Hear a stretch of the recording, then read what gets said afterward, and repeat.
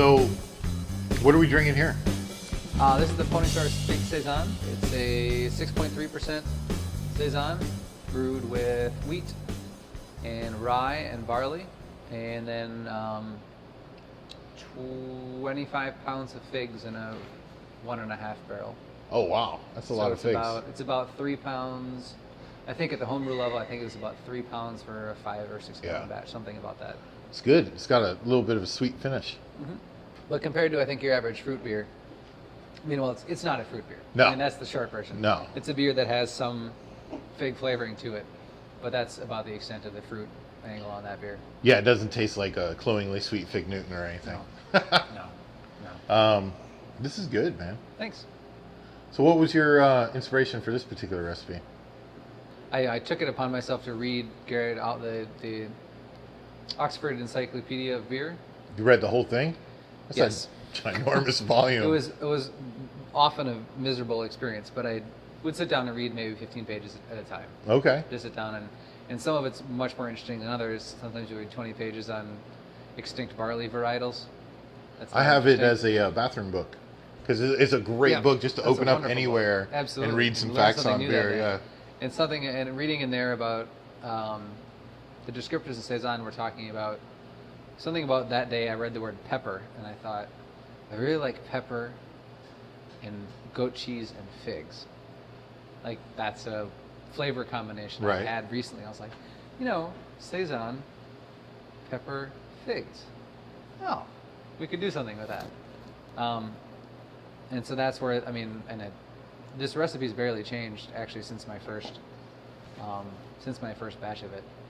We played a little bit with mash temperature just to make sure that it finishes the way we want it to. Right. But figs are 50% sugar by weight. Right. So they ferment pretty well out. So it's all in all, there's food flavor in there, but it does end up finishing pretty dry, and that's that's important for me, and especially when we're talking about a fruit beer. Which yeast do you use? It's their farmhouse yeast. Oh, okay. I use it for this beer and for the Bier de Garde. Okay. I mean, it's a seasonal for homebrewers. Is it a seasonal for you? They don't keep it in stock. Okay. But they can mix up a batch with 2 weeks ahead. Oh, okay. So you just call them up and say, "Hey, I need a batch of this yeast." Okay, because I know you came by the store once and. Yeah. Thank you, by the way, for buying all the farmhouse yeast. My pleasure. My pleasure. I'm sure I've been cursed out, if not in name and by idea, by certain people afterwards. No, came in and wanted some. Nobody wanted any. No, I love that. It's a wonderful yeast. Yeah.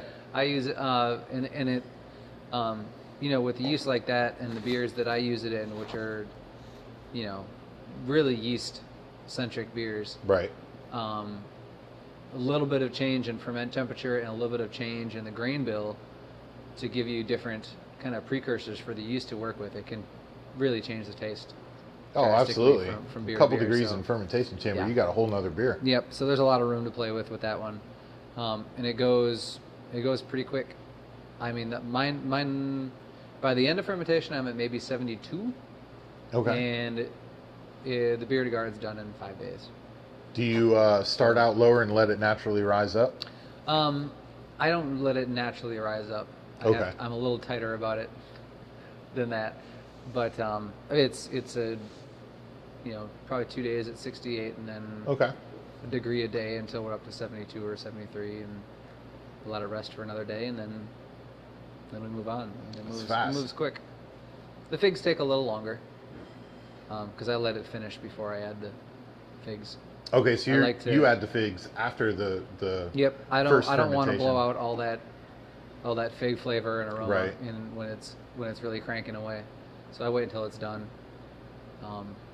The figs actually kick up a pretty good fermentation once I add them. I mean, within a couple hours. I miss a lot of sugar. Yeah, there's a lot of sugar in there, and it's pretty. It's not like day 2 or day 3 on primary, but it's a pretty good bubble that it gets going. So with your tanks, are you able just to open the top and just dump them in? Or do you put them in another tank and then transfer over? I haven't done it the same way twice yet.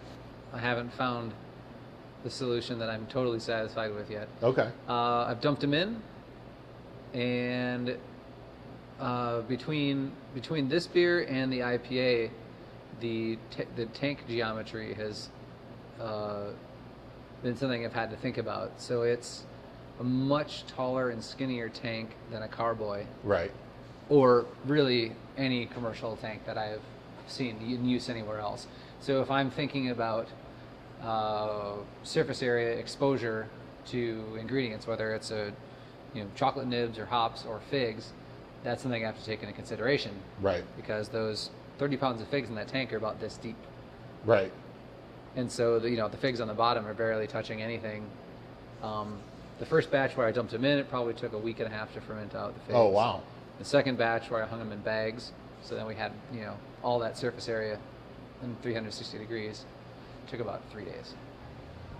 3 days is better than a week and a half. Yeah. So that made a big difference, and I certainly think about that with hop as well.